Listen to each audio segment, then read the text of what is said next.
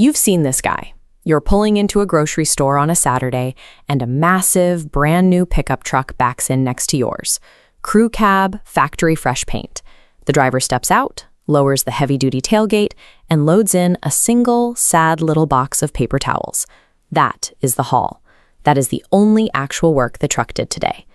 $50,000 used to buy you a top-tier luxury vehicle. Today, $50 grand barely gets you a stripped-down base model pickup, the steering wheel included. If you want what people consider a standard full-size truck right now, the average transaction price sits at roughly $66,000. This scale shows the immediate problem with that math. On the right is the median household income in America, about $84,000 a year before taxes. On the left is that $66,000 truck. We are asking the average family to spend nearly 80% of their entire annual pre-tax income on a single piece of heavy machinery. And unlike a house, which historically appreciates, this specific asset is a falling knife. Over a standard 5-year period, the value of that massive investment will plummet by roughly half. When you put the income side by side with the cost and the depreciation, it shouldn't work. The average person mathematically cannot afford this. Yet there are millions of these fresh-off-the-lot trucks on the road right now. To understand how those trucks get into those driveways, we have to look at the finance desk. At a dealership, the negotiation is carefully engineered to look away from the total vehicle price. Hiding the total price is step 1. Step 2 is the oldest trap in the automotive playbook. The finance manager leans across the desk and asks one highly specific question. What kind of monthly payment are you comfortable with? They don't ask what vehicle you can afford overall, because the moment you start thinking entirely in monthly payments, you have lost the negotiation.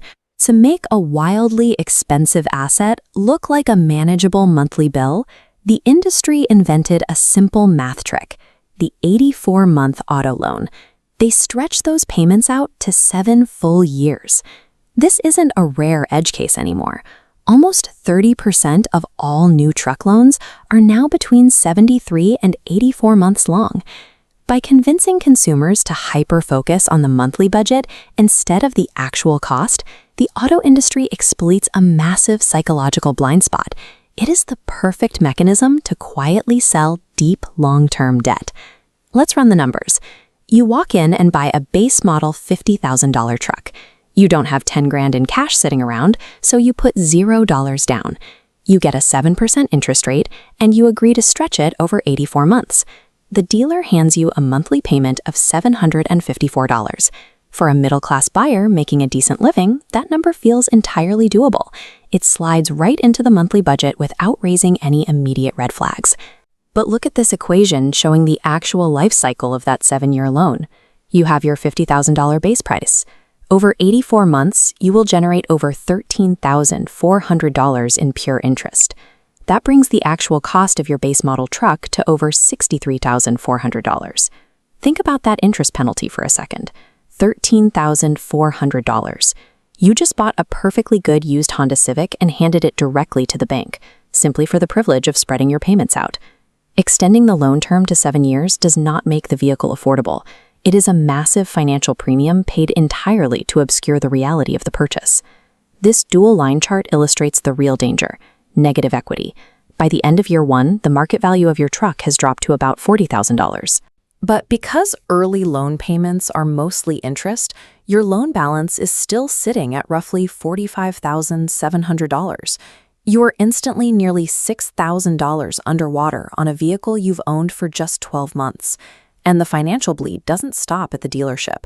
That $754 monthly check is only a fraction of the actual cost to keep the metal in your driveway. Let's tally the hidden variables.